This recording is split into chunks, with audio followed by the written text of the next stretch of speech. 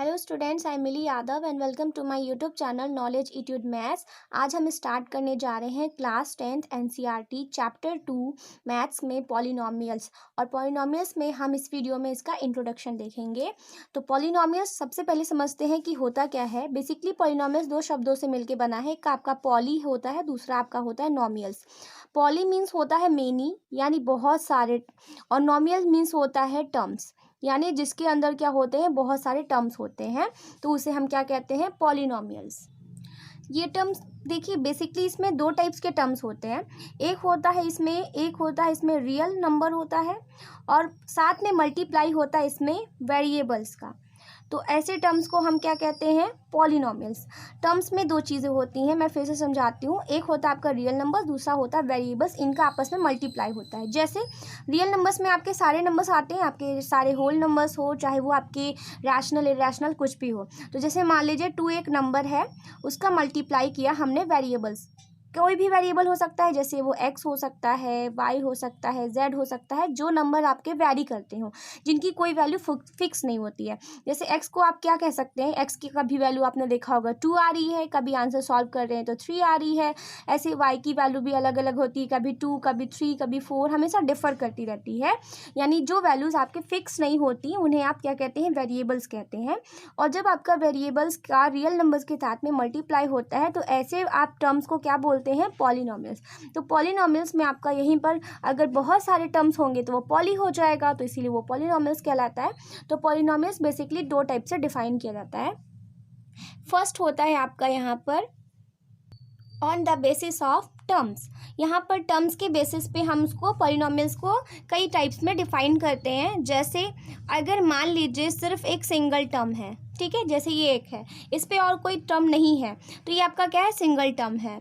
और अगर मान लीजिए आपने ऐसे लिखा है 3 लिखा है, ये भी एक सिंगल टर्म है।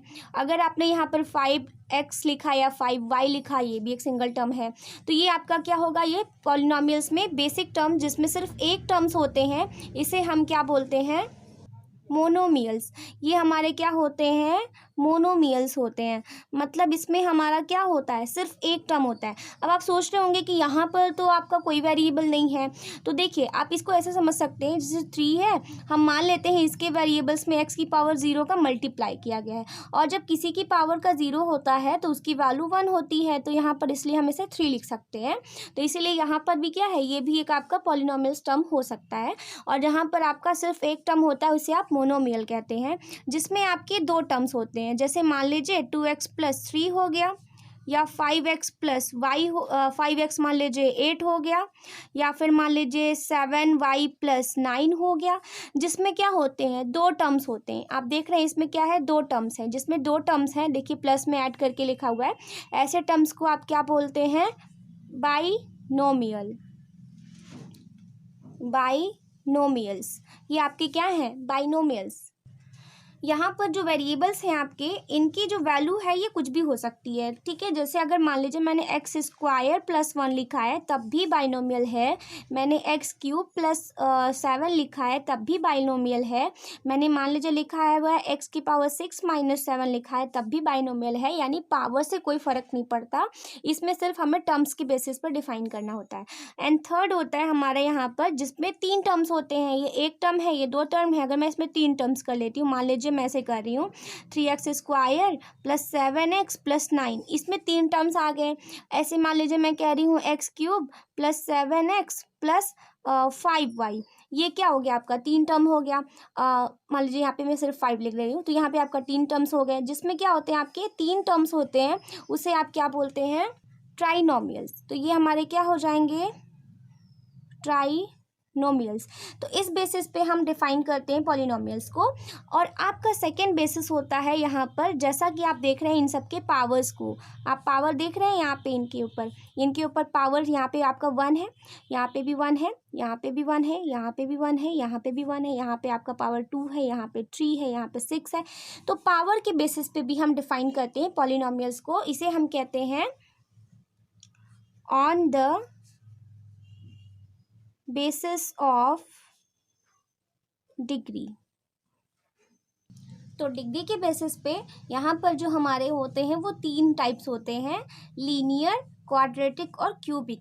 लीनियर का मतलब होता है कि जिसकी डिग्री क्या होती है, सिर्फ 1 होती है, उसे हम क्या बोलते हैं, वो हमारा लीनियर पॉलिनोमियल इक्वेशन होता है। जैसे हमने कह दिया, मान लीजिए 2x + 3, यहाँ पे जो पावर है वो इसमें जो आपकी वेरिएबल्स है उसकी पावर क्या है, 1 है। जिसमें वेरिएबल की पावर 1 होती है वो लीनियर इक्वेशन में आता है। और जैसे मैंने कह दिया 7y + 9, ये आपका क्या है, लीनियर है, जिसमें क्या होता है कि इसमें सिर्फ एक ही वेरिएबल आपका क्या होगा, उसकी पावर 1 होगी। और ये आपका टर्म्स कुछ भी हो सकता है। अगर आपसे मैंने कह दिया 5x + 7x + 9, तो ये भी आपका जो 3 टर्म्स लिखा है ना, ये भी आपका क्या हो गया, लीनियर ही हो गया, क्योंकि इसमें जो टर्म है वो आपकी पावर सिर्फ 1 ही है। तो जिसकी डिग्री आप 1 होती है, डिग्री यानी पावर, जिसका पावर 1 होता है वो आपका लीनियर होता है। और क्वाड्रेटिक वो होता है जिसका जो पावर होता है वो 2 होता है। जैसे आपका यही एग्जाम्पल हो गया, मान लीजिए 3x² + 7x + 9, ये आपका क्या है, क्वाड्रेटिक इक्वेशन है। और क्यूबिक में क्या होता है, जिसकी पावर क्या होती है, 3 होती है। जैसे मैंने मान लीजिए कह दिया, इसी को इक्वेशन को ऐसे मिल सकती हूँ, x की पावर 3x की पावर 4 + 7x³ + 5x² + 2, ऐसे मैं लिख देती हूँ। तो ये आपका क्या हो गया, जिसकी पावर 4 होता है वो क्यूबिक होता है। ऐसे अगर आप इसका टर्म्स जो है वो काउंट नहीं करेंगे, सिर्फ आप इसमें पावर को काउंट करेंगे। अगर सिर्फ 3 की पावर 4 लिखा हुआ है तब भी ये आपका क्या है, सॉरी, पावर क्यूबिक में 3 होगा, तब भी वो आपका क्या है, क्यूबिक होगा। ठीक है, तो वो आपका क्या होगा, क्यूबिक होगा। तो जिसकी पावर सिर्फ अकेले अगर वो वैल्यू लिखी हुई है, जैसे 5x³ लिखा है, तब भी ये क्यूबिक होगा। ऐसे ही आपका क्वाड्रेटिक में भी अगर मान लीजिए केवल 3x² लिखा है तब भी वो क्यूबिक होगा। यानी जो स्क्वायर वाला टर्म है वो इसमें 0 नहीं होना चाहिए। ऐसे ही जो इसमें क्यूब वाला टर्म है वो 0 नहीं होना चाहिए। वैसे ही इसमें जो सिंगल आपका x की पावर 1 वाला वैल्यू होता है वो 0 नहीं होनी चाहिए, क्योंकि अगर यही 0 हो जाएगा तो ये आपका लीनियर नहीं रह जाएगा। तो ये इसकी कंडीशन होती है। इसका एक स्टैंडर्ड फॉर्म होता है लीनियर का, तो सबके मैं तीनों के जनरल फॉर्म्स लिख देती हूँ। तो इसका स्टैंडर्ड फॉर्म ax + b, यानी यहाँ पर a और b आपके क्या है, ये आपके कोई भी रियल नंबर्स हो सकते हैं। ऐसे आपके ax² + bx + c और ax³ + bx² + cx + d।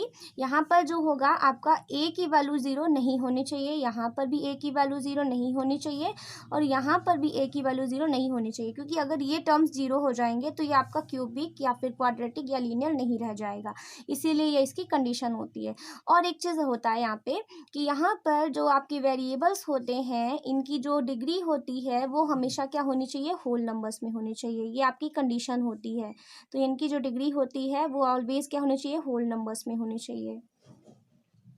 Therefore आप यहाँ पर कह सकते हैं कि all algebraic expression in which the power of variable is a whole number is called polynomial.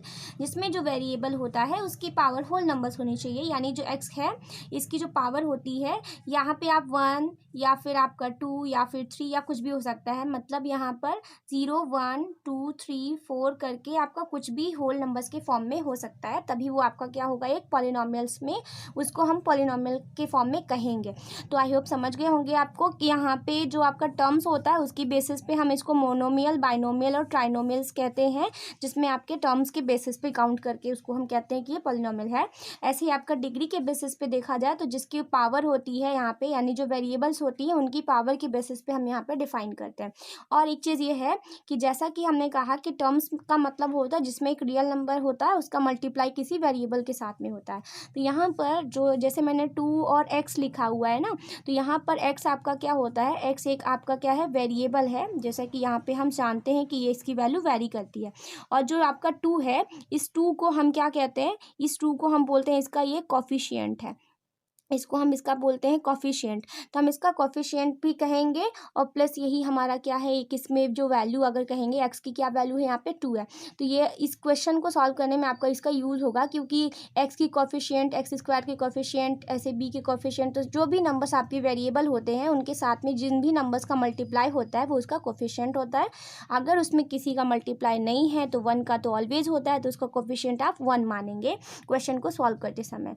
तो इस वीडियो में हम चैप्टर से अब इंट्रो को समझ चुके हैं। नेक्स्ट वीडियो में हम क्वेश्चन को सॉल्व करेंगे। इस वीडियो में बस इतना ही। मेरे चैनल को सब्सक्राइब कीजिए, वीडियो को लाइक कीजिए और बेल आइकन को प्रेस कीजिए, जिससे आपको हर एक वीडियो का नोटिफिकेशन सबसे पहले मिल सके। Thank you so much for watching.